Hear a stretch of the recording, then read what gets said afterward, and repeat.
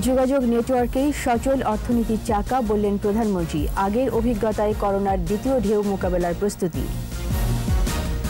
অর্থ পাচারকারীদের নাম পরিচয় জানতে চান হাইকোর্ট। 17 ডিসেম্বরের মধ্যে তালিকা জমা দেওয়ার নির্দেশ।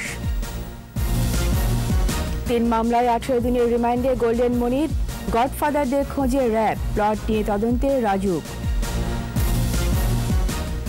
মূর্তি আর ভাস্কর্য এক নয় বলছে ইসলামী জোট। ধর্মের নামে গুজব রটনাকারীদের বিরুদ্ধে ব্যবস্থা নেওয়ার দাবি। করোনায় 24 ঘন্টা আরও 38 মৃত্যু। ভ্যাকসিন আসলে পাবে বাংলাদেশ। মাস্কে সুরক্ষা বললেন তথ্য প্রতিমন্ত্রী।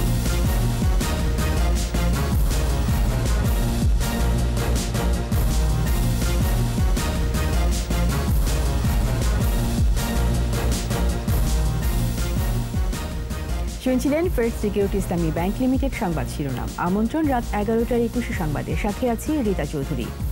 দর্শক, 21 টেলিভিশনের সংবাদ একই সাথে সরাসরি দেখতে পাবেন আমাদের ফেসবুক পেজ www.facebook.com/2124 অনলাইনে। এছাড়া সংবাদে আরও থাকছে,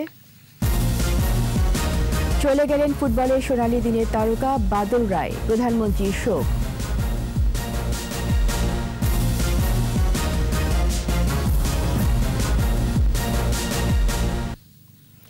সরকারি ধারাবাহিকতা আছে বলেই জনগণ উন্নত জীবন পেয়েছে, এমন মন্তব্য করে প্রধানমন্ত্রী শেখ হাসিনা বলেন, যোগাযোগ ব্যবস্থা উন্নত হলে আর্থসামাজিক উন্নয়নও বেগবান হবে।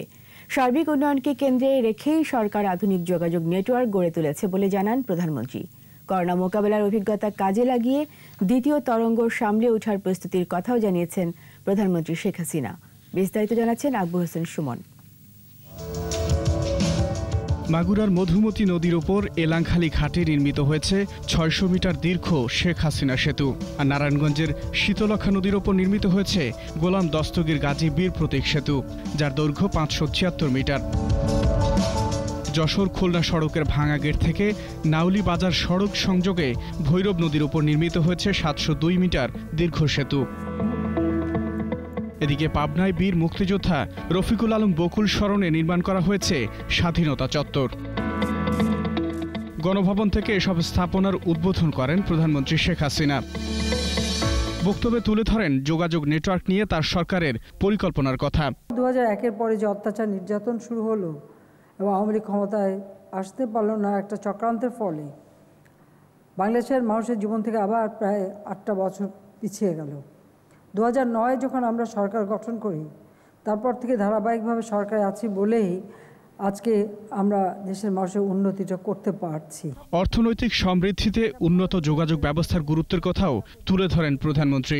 আমরা মনে করি যে যোগাযোগ ব্যবস্থার উন্নয়ন, বিদ্যুৎ এবং মানুষের যে উৎপাদিত পণ্য বাজারজাত করার সুযোগ এবং যাতে পণ্য উৎপাদন হয় তার ব্যবস্থা করা, বিনিয়োগ যাতে বাইরের থেকে আসে সেই ব্যবস্থা করা, অর্থনীতি চাকাটা সবসময় যেন সচল থাকে, সেই বিষয়ভাবে এসব দিকে নজর দিয়েই কিন্তু আমরা পরিকল্পনা করেছি। করোনার দ্বিতীয় তরঙ্গ মোকাবেলায় সরকারের প্রস্তুতি এবং অগ্রাধিকার ভিত্তিতে ভ্যাকসিন সংগ্রহ নিয়ে সরকারের পরিকল্পনার কথা জানান সরকার প্রধান। নিজেকে সুরক্ষিত রাখা এবং অপরকে সুরক্ষিত করা, এই দায়িত্বটা সকলকে পালন করতে হবে এবং আমরা এটা করতে পারবো বলে আমি দৃঢ়ভাবে বিশ্বাস করি। তাছাড়া যে ভ্যাকসিনটা আবিষ্কার হচ্ছে সেটা ইতিমধ্যে ক্রয় করবার জন্য আমরা আগাম টাকা পয়সা দিয়ে আমরা কিন্তু সেটা বুক করে রেখে দিয়েছি। কাজে সেদিক থেকে দেশের মানুষের চিন্তার কিছু নেই। আওয়ামী লীগের দুঃসময়ে পাশে থাকা মানুষের অবদান অনস্বীকার্য বলেও উল্লেখ করেন বঙ্গবন্ধু কন্যা। হয়তো চলে যেতে পারে, কিন্তু একটা মানুষের যে অবদান আমি সেটাকে কখনো অস্বীকার করি না এবং আমি তা করব না। আকবর হোসেন সুমন, 21 টেলিভিশন, ঢাকা। যখন যেখানে বিভিন্ন দেশে অর্থ পাচারকারী সরকারি কর্মকর্তা সহ দুর্বৃত্তদের নাম ঠিকানা সহ তাদের বিরুদ্ধে কি ব্যবস্থা নেওয়া হয়েছে তা জানতে চেয়েছেন হাইকোর্ট। 17 ডিসেম্বরের মধ্যে দুদক সহ 7 জনকে এ তালিকা দেওয়ার নির্দেশ হাইকোর্টের। বিচারপতি নজরুল ইসলাম তালুকদারের দ্বৈত ভার্চুয়াল বেঞ্চ স্বতঃপ্রণোদিত হয়ে রুল সহ এই আদেশ দেন। পাচারকারীদের বেঈমান ও দেশের শত্রু বলেও মন্তব্য করেন আদালত। বিস্তারিত শাকির আরজু রিপোর্টে। টরন্টোতে বাংলাদেশি বেগমপাড়া নিয়ে গত কয়েক বছর ধরেই আছে নানা আলোচনা। সম্প্রতি পররাষ্ট্রমন্ত্রীর বক্তব্যে অবৈধভাবে অর্থ পাচারের বিষয়টি উঠে আসে।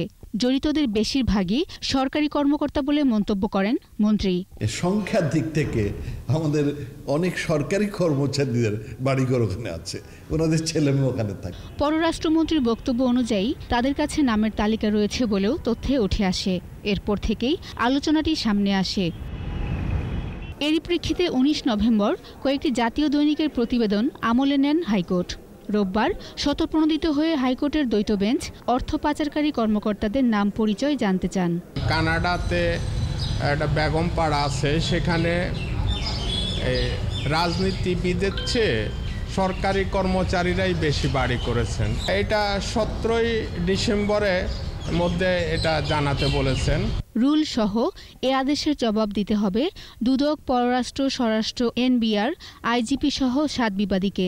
অর্থ পাচারকারীদের বেঈমান বলেও মন্তব্য করেন হাইকোর্ট। পররাষ্ট্রমন্ত্রী বলেছেন 28টার মতো তথ্য ওনারা পেয়েছেন, তাদের নাম ঠিকানা জানতে চেয়েছেন হাইকোর্ট। কোর্ট বলেছে যারা এইভাবে অবৈধভাবে দেশের টাকা নিয়ে যাচ্ছে তারা দেশের শত্রু, জাতীয় বেঈমান। হাইকোর্ট বলেন বিপুল পরিমাণ অর্থ কানাডা, মালয়েশিয়া, সিঙ্গাপুর সহ বিভিন্ন দেশে পাচার হচ্ছে। এখন থেকে মানি লন্ডারিং বন্ধ বলেও নিষেধাজ্ঞা দেন হাইকোর্ট। যে টাকাগুলি পাচার হবে এখন থেকে সেই মামলাগুলি পাচারের উপর টোটালি নিষেধাজ্ঞা দেওয়া হলো। নিয়েছেন, আদালত দেখেছেন, আদালত পড়েছেন, এই বিষয়টি ভীষণ অ্যালার্মিং। দেশের অর্থ বিদেশে পাচার করা বন্ধ করা না গেলে অপরাধ কমবে না বলেও মন্তব্য করেন হাইকোর্ট। শাকেরা আরজু, 21 টেলিভিশন, ঢাকা। অবৈধ অস্ত্র, মাদক ও বৈদেশিক মুদ্রা রাখার অভিযোগে বিএনপি নেতা গোল্ডেন মনিরের বিরুদ্ধে 3টি মামলা করেছে র্যাব। রোববার ভোরে মনিরকে রাজধানী বাড্ডা থানার হস্তান্তরের পাশাপাশি মামলাগুলো দায়ের হয়।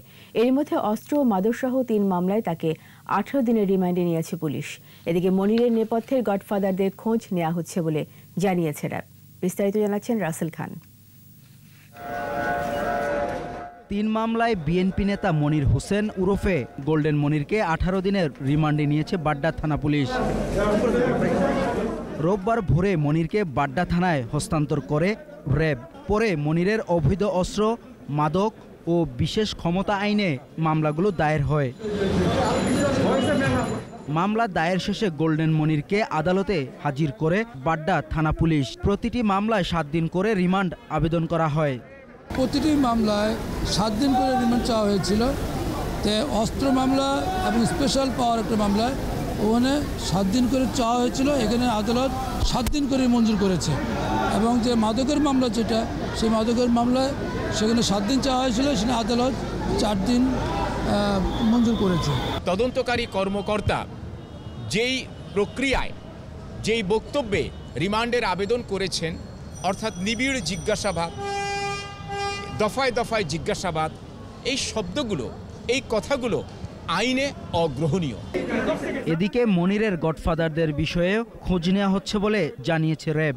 লাগেজ এর ব্যবসা শুরু করার মধ্যে দিয়ে মূলত তার এই অবৈধ পন্থায় জীবনযাপনের প্রথম পদক্ষেপ হিসেবে পরিগণিত হয়। আমরা গোল্ডেন মনির সম্পর্কিত যে ধরনের তথ্য পেয়েছি, যে তথ্যটি ফৌজদারি দ্বন্দ্ববিধির আওতার বহির্ভূত, সে সকল তথ্য দিয়ে আমরা সংশ্লিষ্ট কর্তৃপক্ষকে, সংশ্লিষ্ট সংস্থাকে আমরা অবহিত করব তাদের প্রয়োজনীয় আইনানুগ ব্যবস্থা গ্রহণ করার জন্য। শুক্রবার মধ্যরাত থেকে শনিবার সকাল পর্যন্ত মেরুল বাড্ডায় মনিরের বাসায় অভিযান চালায় র্যাব। স্বর্ণ, নগদ টাকা ও অবৈধ অস্ত্রসহ গ্রেফতার করা হয় তাকে। র্যাবের তথ্য বলছে প্রায় 1100 কোটি টাকা অবৈধ সম্পদের মালিক গোল্ডেন মনির। রাসেল খান, 21 টেলিভিশন, ঢাকা। এদিকে গোল্ডেন মনির কিভাবে 200 প্লটের মালিক হলো তা খতিয়ে দেখা হবে বলে জানালেন রাজুক চেয়ারম্যান সাইদ নূর আলম। সচিবালয়ে এক বৈঠক শেষে তিনি এ বিষয়ে ব্যবস্থা নেওয়ার কথাও জানান। তার যেগুলো অনিয়ম আছে সেই অনিয়মগুলো উদ্ঘাটন শুরু করেছি, উদ্ঘাটন হয়েছে এবং যেগুলি আরও ভবিষ্যতে উদ্ঘাটন হবে সেগুলোতে অবশ্যই আমরা ব্যবস্থা গ্রহণ করছি। এখানে যদি আমরা অনিয়ম উদ্ঘাটন করতে পারি এবং এই প্রক্রিয়া যদি কোনো প্রকারের থাকে অবশ্যই আমরা বাতিল করব। শুদ্ধি অভিযান চালানো হবে এবং আবার আমরা নতুন করে আরও শুদ্ধি অভিযান পরিচালনা করব। মূর্তি আর ভাস্কর্য এক জিনিস নয় বলে জানিয়েছে সম্মিলিত ইসলামী জোট। জাতীয় প্রেস ক্লাবের সংবাদ সম্মেলনে জোটের সভাপতি মাওলানা জিয়াউল হাসান বলেন, মূর্তি বা ভাস্কর্য মানেই শিরকের উপকরণ নয়। ধর্মের নামে গুজব রটিয়ে অস্থিতিশীলতা সৃষ্টি ধার্মিকতার লক্ষণ নয় বলেও মন্তব্য করেন তিনি। সেই সাথে বিজ্ঞানভিত্তিক অসাম্প্রদায়িক একমুখী শিক্ষা ব্যবস্থা গড়ে তোলার দাবি উঠে সংবাদ সম্মেলন থেকে। এমনি শাওনের রিপোর্ট। গভীর উদ্বেগ উৎকণ্ঠার সঙ্গে লক্ষ্য করছি মহানবী সাল্লাল্লাহু আলাইহি ওয়াসাল্লামকে নিয়ে কটূক্তি ও ভাস্কর্যকে মূর্তি পূজার সঙ্গে তুলনা করার বিষয়ে ব্যাখ্যা দিতে জাতীয় প্রেস ক্লাবে সংবাদ সম্মেলন করে বাংলাদেশ সম্মিলিত ইসলামী জোট। লিখিত বক্তব্যে জাতির জনক বঙ্গবন্ধু শেখ মুজিবুর রহমানের ভাস্কর্য নিয়ে হেফাজত ইসলামের বক্তব্যের প্রতিবাদ জানানো হয়। ভাস্কর্যের বিরোধিতাকারীদের দেশবিরোধী সন্ত্রাসী আখ্যা দিয়ে তাদের প্রতিহতের আহ্বান জানায় সংগঠনটির নেতারা। জাতির জনক বঙ্গবন্ধু শেখ মুজিবুর রহমানের জন্য নির্মিত ভাস্কর্য যে সকল স্থাপনা জাতির ইতিহাস ও ঐতিহ্য মাখা স্মৃতি বহন করে, সে সকল স্মৃতি সংরক্ষণের জন্য কঠোর আইন প্রণয়নে সরকারের নিকট জোর দাবি জানাচ্ছি। কোরআন ও হাদিসের আলোকে আল্লাহ ও তার রাসূলকে নিয়ে কেউ মন্দ কথা বললে তার জাগতিক শাস্তি ইসলাম সমর্থন করে না বলে উল্লেখ করা হয় সংগঠনটির পক্ষ থেকে। যদি শরীয়ত অনুযায়ী মহানবী সাল্লাল্লাহু আলাইহি ওয়াসাল্লামের অবমাননার শাস্তি মৃত্যুদণ্ড, ফাঁসি বা যাবজ্জীবন কারাদণ্ড কিংবা জেল জরিমানা হতো, তবে মহানবী সাল্লাল্লাহু আলাইহি ওয়াসাল্লাম নিজে সবচেয়ে প্রথমে এর উপর আমল করে দেখাতেন। মসজিদ ও মাদ্রাসাকে যাতে কেউ রাজনৈতিক স্বার্থে ব্যবহার করতে না পারে সে বিষয়ে সরকারকে সজাগ থাকার আহ্বান জানান বক্তারা। হিন্দুদের বাড়িঘরে আক্রমণ করা হয়েছে, আমরা তারও নিন্দা জানাই। ইবনে নূর শাওন, 21 টেলিভিশন, ঢাকা। কোভিড-19-এ 24 ঘন্টায় দেশে আরও 38 জনের মৃত্যু হয়েছে। ঢাকা বিভাগে মারা গেছেন 28 জন। মৃতের সংখ্যা বেড়ে 6,388।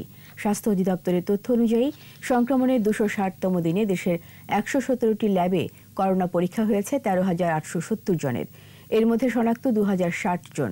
মোট শনাক্ত 4,47,341।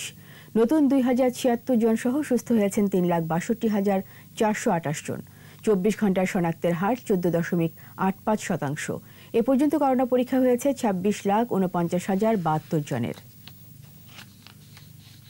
পৃথিবীর যে দেশই করোনা ভ্যাকসিন নিয়ে আসুক না কেন, বাংলাদেশ তা প্রথম পর্যায়ে পাবে বলে আবারও জানিয়েছেন স্বাস্থ্যমন্ত্রী জাহিদ মালেক।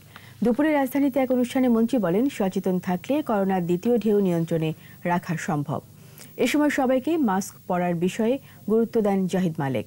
যথাযথ পদক্ষেপ নেয়ার জন্য অন্য দেশের তুলনায় বাংলাদেশে করোনার মৃত্যুহার কম ও সংক্রমণের হার নিয়ন্ত্রণে আছে বলে জানান তিনি। এছাড়া কমিউনিটি ক্লিনিক থেকে সেবা নেয়ায় তৃণমূল পর্যায়ে করোনা সংক্রমণের হার কম বলেও মন্তব্য করেন স্বাস্থ্যমন্ত্রী। চুক্তি করেছি আমরা ভ্যাকসিন আনার জন্য, যখনই ভ্যাকসিন অ্যাভেলেবল হয়ে যাবে, বাজারে আসবে, আমরা অবশ্যই সেই ভ্যাকসিন বাংলাদেশ প্রথম পর্যায়ে বাংলাদেশ পেয়ে যাবে। মাস্ক পরিধানের মধ্য দিয়ে করোনা ভাইরাস থেকে নিজেদের সুরক্ষা করতে হবে। শীতে এই মহামারী থেকে দেশের মানুষকে রক্ষায় সরকারি নির্দেশনা মানতে হবে। রাজধানীর কারওয়ান বাজারে সম্প্রতি বাংলাদেশের মাস্ক বিতরণ কর্মসূচিতে যোগ দিয়ে এসব কথা জানান তথ্য প্রতিমন্ত্রী মুরাদ হোসেন। দীপু শিকদারের রিপোর্ট। সকালে কারওয়ান বাজার এলাকায় পথচারী সহ সাধারণ মানুষের মধ্যে মাস্ক বিতরণ করা হয়। সম্প্রতি বাংলাদেশের এই কর্মসূচির মূল উদ্দেশ্য সরকারের নো মাস্ক নো সার্ভিস নীতির প্রচার।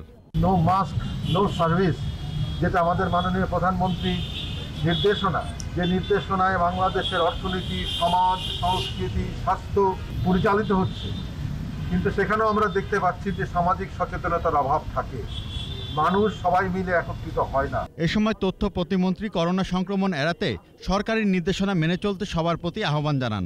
এই মাস্ক বিতরণ এর মধ্য দিয়ে, মাস্ক পরিধানের মধ্য দিয়ে আমরা নিজেদেরকে করোনা ভাইরাস থেকে মুক্ত রাখি, করোনা ভাইরাসকে আমরা প্রতিরোধ করি। পরে প্রতিমন্ত্রী 21 টেলিভিশনের কার্যালয় পরিদর্শন করেন। এ সময় তিনি বলেন, দেশের প্রথম বেসরকারি চ্যানেলটি বস্তুনিষ্ঠ সংবাদ প্রচার সহ সম্প্রচার মাধ্যম হিসেবে অসাম্প্রদায়িক সমাজ গঠনে ভূমিকা রাখছে। 21 টেলিভিশন সকল তাদের যে কর্মকাণ্ড যেভাবে চালিয়ে যাচ্ছে, এটা আরও দর্শকের কাছে আরও বেশি গ্রহণযোগ্য, আরও বেশি মনোমুগ্ধকর, আরও বেশি দর্শক প্রিয়তা যাতে অর্জন করতে পারে সেই প্রত্যাশা। আর 21 টেলিভিশনের অগ্রযাত্রা অব্যাহত থাকবে। মুক্তিযুদ্ধের সপক্ষের এই প্রচার মাধ্যমটির পাশে থাকার কথাও জানান প্রতিমন্ত্রী। স্বাধীনতার সপক্ষের শক্তি এবং মুক্তিযুদ্ধের চেতনার পক্ষে। দীপু শিকদার, 21 টেলিভিশন, ঢাকা। স্বাস্থ্যবিধি মেনে চলুন, সুস্থ থাকুন। নিচ্ছি বিরতি। যখন ফিরছি তখন অন্যান্য খবরের সঙ্গে আরও থাকবে।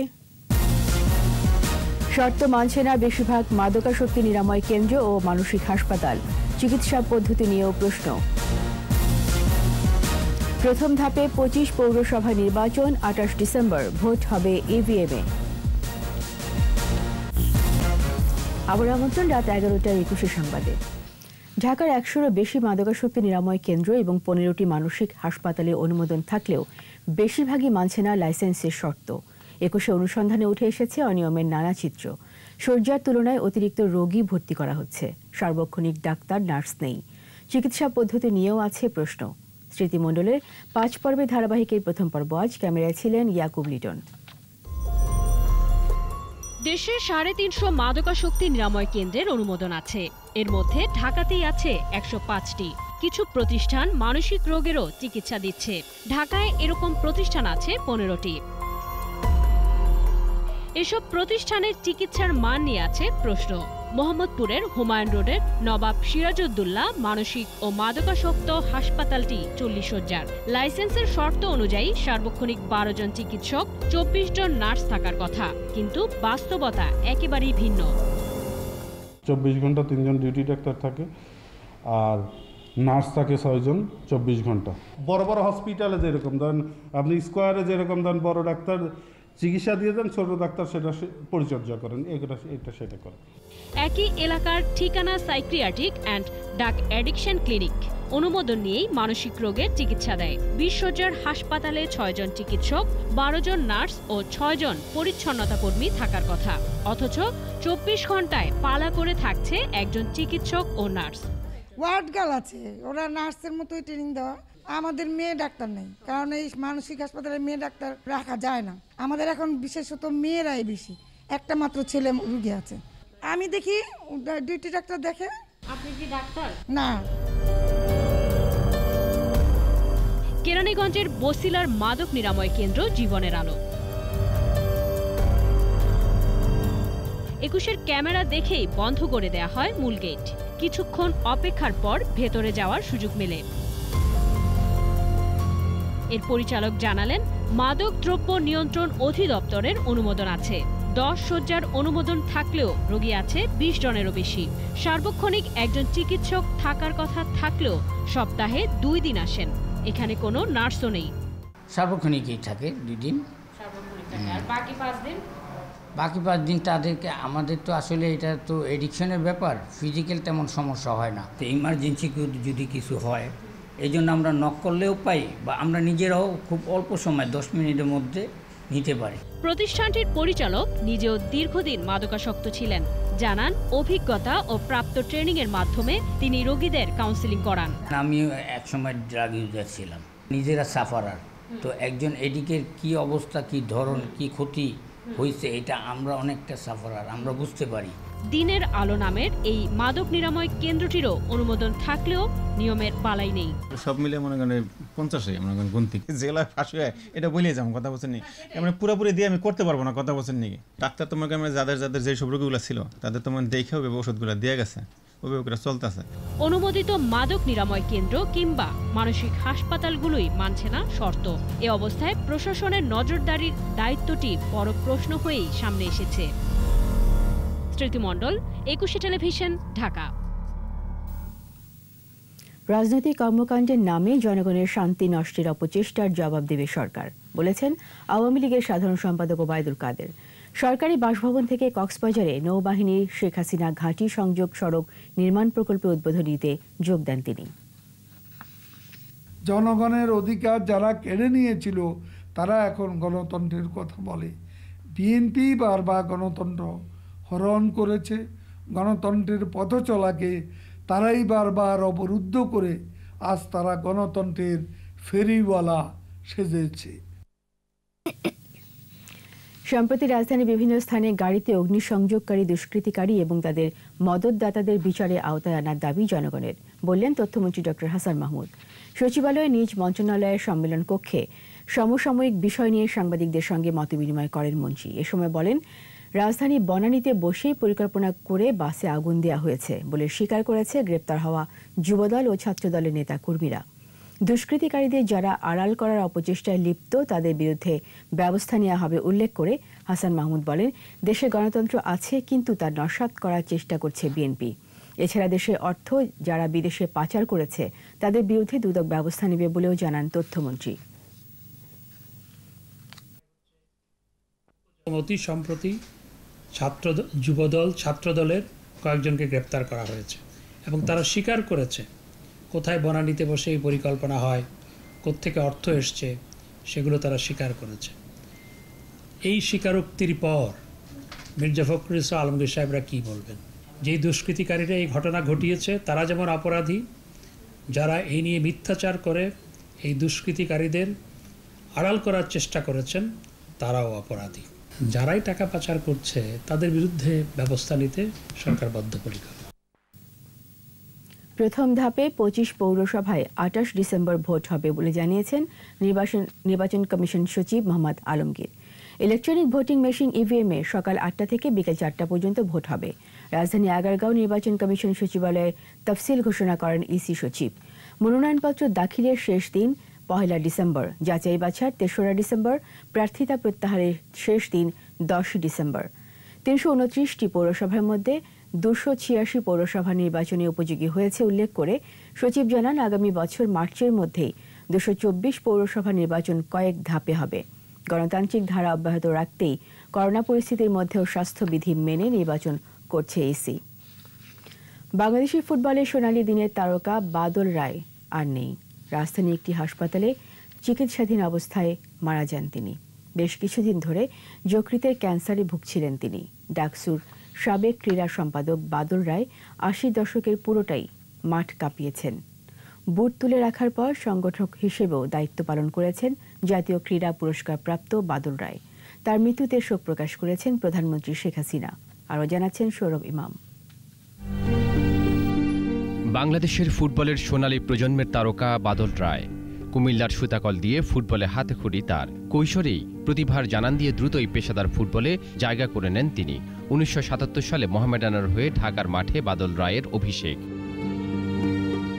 ক্যারিয়ারের পুরোটা সময় কেটেছে মোহামেডানে। আবাহনী ব্রাদার্স সহ অনেক ক্লাব থেকে প্রস্তাব এলেও মোহামেডানের মায়া ছাড়তে পারেননি। একসময় হাতে ওঠে অধিনায়কত্বের আর্মব্যান্ড। 81 ও 86 সালে তাঁর নেতৃত্বে লিগ শিরোপা জেতে মোহামেডান। জাতীয় দলেও অপরিহার্য ছিলেন বাদল রায়। 1982 সালে দিল্লিতে তাঁর গোলেই মালয়েশিয়াকে হারিয়ে এশিয়ান গেমসে ফুটবলে প্রথম জয় পায় বাংলাদেশ। আজকে ফুটবলের হাইপ আমি মনে করি অনেক উপরে। ফুটবলের উন্নতি অনেক হয়েছে। অ্যাটলিস্ট মানসিকভাবে সবাই চিন্তা করছে ফুটবলকে অনেক দূরে এগিয়ে নিয়ে যেতে হবে। সেই দৃষ্টি থেকে আমি বলবো যে আমরা সার্থক। 1990 সালে অবসর নেন বাদল রায়। এরপর নামেন রাজনীতিতে। 91 সালে দাউদকান্দি থেকে নৌকা প্রতীকে নির্বাচনও করেন।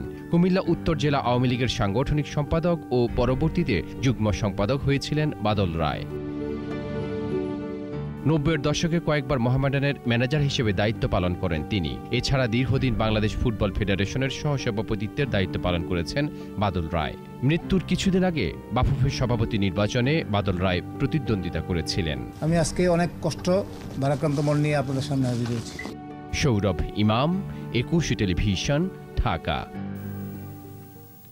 রাজধানী ঢাকায় ব্যাচেলরদের মাথা গোঁজার জায়গার বড়ই অভাব। বাসা ভাড়া পাওয়া থেকে শুরু করে খাওয়া দাওয়া নিয়ে অসুবিধায় পড়তে হয়নি এমন ব্যাচেলরকে খুঁজে পাওয়া যাবে না। মেস নামে যে জায়গায় ব্যাচেলররা থাকেন তাকে আর যাই হোক বাসস্থান বলা কঠিন। ব্যাচেলরদের এই সমস্যা সমাধানে এগিয়ে এসেছে সুপার হোম, যেখানে আছে থাকার জন্য আধুনিক সব সুযোগ সুবিধা। আরও জানাচ্ছেন জসিম জুয়েল। এই শহরে আপনি একজন ব্যাচেলর। বাসা ভাড়া পাওয়া নিয়ে আপনার কোনো চিন্তা নেই। মানতে হচ্ছে না বাড়িওয়ালার কঠোর নিয়ম, নেই কাপড় ধোয়ার ঝামেলা। সময় মতো পেয়ে যাচ্ছেন গরম গরম খাবার কিংবা থাকার জায়গাটাও শীতাতপ নিয়ন্ত্রিত। স্বপ্নই মনে হতে পারে। তবে ব্যাচেলরদের জন্য এসব সুযোগ সুবিধা নিয়ে এসেছে চীনা প্রতিষ্ঠান US ইন্টারন্যাশনালের সুপারহোম।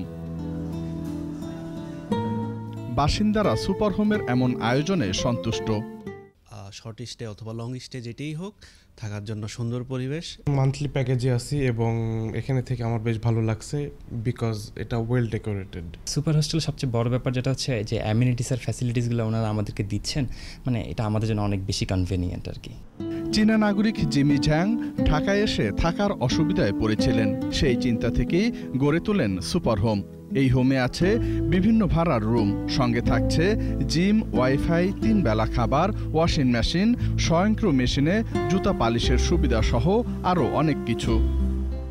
When you come to Superhome, and then you will have a lot of options. From the minimum cost 6,000 taka per month, living inside the AC room, including swimming pool, to a very hygienic and very comfortable and luxury option we also have. আরও বড় পরিকল্পনার কথা জানালেন প্রতিষ্ঠানটির কর্ণধর চীনা নাগরিক। বললেন, শুধু ঢাকা শহরে শতাধিক সুপারহোম গড়ে তোলার পরিকল্পনা আছে তাদের। Our future plan is that you can tell that in the coming 3 to 5 years in Dhaka City, we will open 100 branches in the Dhaka City. Deputy manager Saiful Islam বলেন, এখানকার বাসিন্দারা 30টির বেশি সুবিধা পাচ্ছেন। সামনে সুযোগ সুবিধা আরও বাড়ানো হবে। এই প্যাকেজগুলোতে আপনি পাচ্ছেন হচ্ছে 3 বেলা খাবার, লন্ড্রি সার্ভিস, এসি রুম, কাপড় ধোয়ার জন্য আমরা ড্রায়ার করে দিচ্ছি। যাবতীয় যত ধরনের সুযোগ সুবিধা লাগে সবকিছু সুপারহোম দিচ্ছে। ঢাকা শহরে সুপারহোমের 6টি শাখা রয়েছে। এর মধ্যে একটি শাখা শুধুই মেয়েদের। সবচেয়ে বেশি গুরুত্ব দেওয়া হচ্ছে নিরাপত্তাকে। বায়োমেট্রিক প্রবেশ সহ সবগুলো ভবনেই আছে close circuit camera. Jasim Jewel, 21 television, Dhaka. আবার সময় হলো বিরতির। স্বাস্থ্যবিধি মেনে চলুন, সুস্থ থাকুন। যখন ফিরবো তখন আরো খবরের সঙ্গে থাকবে কক্সবাজারে এনজিও কর্মী বিরুদ্ধে মানহানি মামলার প্রতিবেদন, আদালতের সমন জারি। বিশ্বে করোনা মৃতের সংখ্যা 13,90,000, দ্বিতীয় তরঙ্গে বাড়ছে প্রাণহানি। আমন্ত্রণ আবারও রাত 11টার 21 সংবাদে। কক্সবাজারে নারী এনজিও কর্মী বিরুদ্ধে বর্ডার গার্ড বাংলাদেশ বিজিবির দায়ের করা 100 কোটি টাকার মানহানি মামলা তদন্ত প্রতিবেদন আদালতে জমা দিয়েছে পুলিশ। আর প্রতিবেদন জমার পর আসামির বিরুদ্ধে সমন জারি করেন আদালত। কক্সবাজার প্রতিনিধি আব্দুল আজিজের রিপোর্ট, জানাচ্ছেন রত্না জামান। দুপুরে Cox's Bazar senior judicial magistrate Mohammad Helal উদ্দিনের আদালতে বিজিবির মানহানি মামলার প্রতিবেদন জমা দেওয়া হয়। এরপর আসামির বিরুদ্ধে সমন জারি করেন আদালত। আদালতে বিজিবির পক্ষে উপস্থিত ছিলেন অ্যাডভোকেট সাজ্জাদুল করিম ও জেলা আইনজীবী সমিতির সাধারণ সম্পাদক অ্যাডভোকেট জিয়াউদ্দিন আহমেদ। আইনজীবীরা জানান, বিভিন্ন মাধ্যমে অপপ্রচার চালিয়ে ওই এনজিও কর্মী বিজিবির মতো একটি বাহিনীর মানহানি করেছে। এই মহিলার বিরুদ্ধে মানহানির দ্বারা অর্থাৎ 500 দ্বারা অকাট্যভাবে প্রমাণিত হয়েছে। এখন এই মহিলার তার বিরুদ্ধে আদালত যেহেতু ওই মানহানির মামলা, তার বিরুদ্ধে যথারীতিভাবে সমন ইস্যু করেছেন এবং মামলার পরবর্তী তারিখ নির্ধারণ করেছেন। 8 অক্টোবর দমদমিয়া চেকপোস্টে অটোরিকশা যাত্রী ব্লাস্ট এনজিও কর্মী ফারজানা আক্তারকে তল্লাশি করে বিজিবি সদস্যরা। এরপর বিজিবি সদস্যদের বিরুদ্ধে ধর্ষণের অভিযোগ তুলেন ওই এনজিও কর্মী। রত্না জামান, 21 টেলিভিশন। এবার সোশ্যাল ইসলামী ব্যাংক লিমিটেড বাণিজ্য সংবাদ।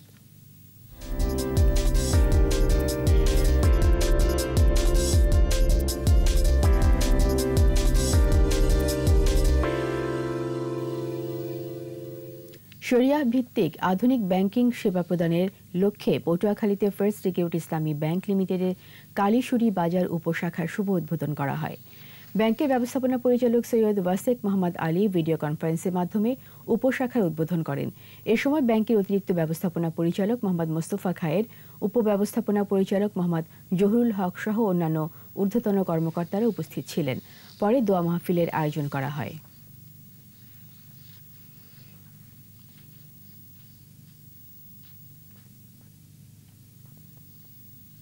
সোশ্যাল ইসলামী ব্যাংক লিমিটেডের 25তম প্রতিষ্ঠাবার্ষিকী নানা আয়োজনের মাধ্যমে উদযাপিত হয়েছে।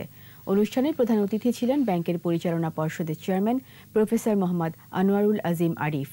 সভাপতিত্ব করেন ব্যাংকের ব্যবস্থাপনা পরিচালক ও প্রধান নির্বাহী কাজী ওসমান আলী। অন্যান্যের মধ্যে উপস্থিত ছিলেন ব্যাংকের উপব্যবস্থাপনা পরিচালক আবু নাসির চৌধুরী, মোহাম্মদ সিরাজুল হক ও মোহাম্মদ শামসুল হক, কোম্পানির সচিব আব্দুল হান্নান খান এবং অন্যান্য নির্বাহীরা। পরে ব্যাংকের সামাজিক দায়বদ্ধতা কার্যক্রমের আওতায় অদম্য ফাউন্ডেশনের মজার স্কুল এর ছাত্রছাত্রীদের জন্য স্কুল ব্যাগ বিতরণ করা হয়।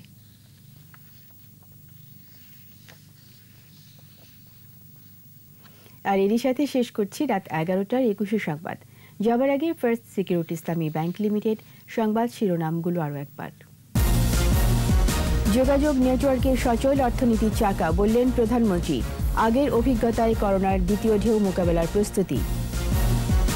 অর্থ পাচারকারীদের নাম পরিচয় জানতে চান হাইকোর্ট, 17 ডিসেম্বরের মধ্যে তালিকা জমা দেওয়ার নির্দেশ। 3 মামলায় 18 দিনের রিমান্ডে গোল্ডেন মনির, গডফাদারদের খোঁজে র্যাব প্লট নিয়ে তদন্তে রাজুক। মূর্তি আর ভাস্কর্য এক নয়, বলছে ইসলামী জোট। ধর্মের নামে গুজব রটনাকারীদের বিরুদ্ধে ব্যবস্থা নেওয়ার দাবি। করোনায় 24 ঘন্টায় আরও 38 জনের মৃত্যু, ভ্যাকসিন আসলে পাবে বাংলাদেশ মাস্কের সুরক্ষা, বললেন তথ্য প্রতিমন্ত্রী।